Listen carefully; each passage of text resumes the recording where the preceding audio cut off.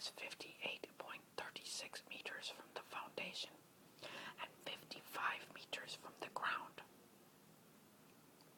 The tower is an 8-storied building. There are 7 bells located in the bell tower, all tuned to musical scales.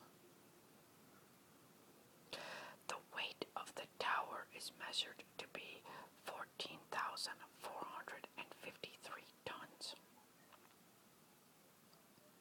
The area of the annular foundation is 285 square meters, and the average pressure on the ground is 497 kPa. I don't even know what the heck that means. The present inclination of the tower is measured to be about 10%. Moreover, the value corresponding to the eccentricity on the loads of the foundation is 2.3 meters. The tower has a cylindrical body encircled by arcades with arches and columns resting upon the base, surmounted by a belfry, or belfry, depending on who you are.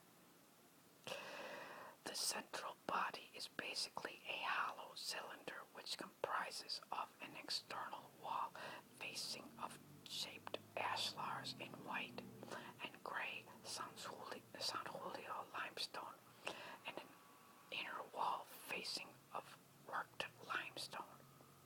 Between these two wall facings, an annular masonry area is provided. The masonry area within the two walls comprises of a spiral staircase with 293 steps leading to the 6th arcade.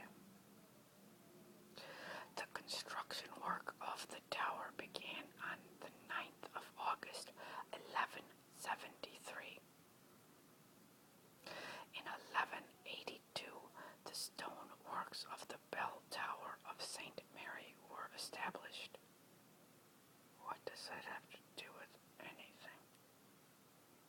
Okay, well, the height of the 4th order or story was interrupted in 1185.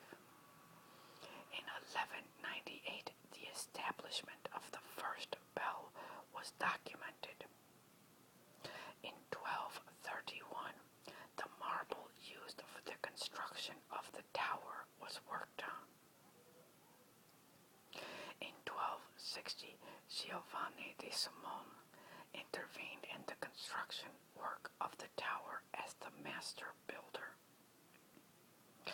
In 1278, the structure reached up to the 7th order, where a correction of the axial inclination of the building was made. It was no longer rectilinear, having assumed a concave form. Following this, the construction work was once again suspended. In 1292, Giovanni Pisano, measured the inclination of the tower. Eventually, the tower was completed by Tommaso Pisano in 1360, who erected the belfry, making the last important geometric correction of the structure. The identity of the architect of the legendary tower is still unknown. The reason behind the inclination of the tower still remains a mystery. However, as per the inference derived from recent research, it is believed that the inclination was due to the subsidence of the foundation soil, which was a mixture of varied deposits and clayish material. See, I was always taught that it was an earthquake, and reading everything about the previous stuff, I would assume that it would be an earthquake. But anyway, in 1817, 2 English scholars, Cressy and Taylor, confirmed the fact that there had been minimal oscillation of the building over the centuries, the subsoil. Okay. In 1838, an increased acceleration of this oscillating movement was observed, leading to conservation work. It is surprising to note that the inclination of the tower, measured between 1550 and 1870 by Giorgio Vasari and Cressy and Taylor respectively, was found to have increased by a mere 5 centimeters. On the other hand, after the conservation work of 1838, the inclination was discovered to have increased by 20 centimeters. Well, there you go. That explains it. They did conservation work over 5 centimeters. That's just ridiculous. Anyway, the tower has been closed for public use since 1988 to prevent it from any susceptible danger of elevating its inclination.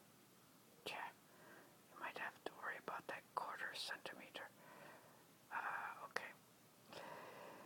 More information. Okay, this might be repeats, but maybe not. The Leaning Tower of Pisa weighs 14,500 tons.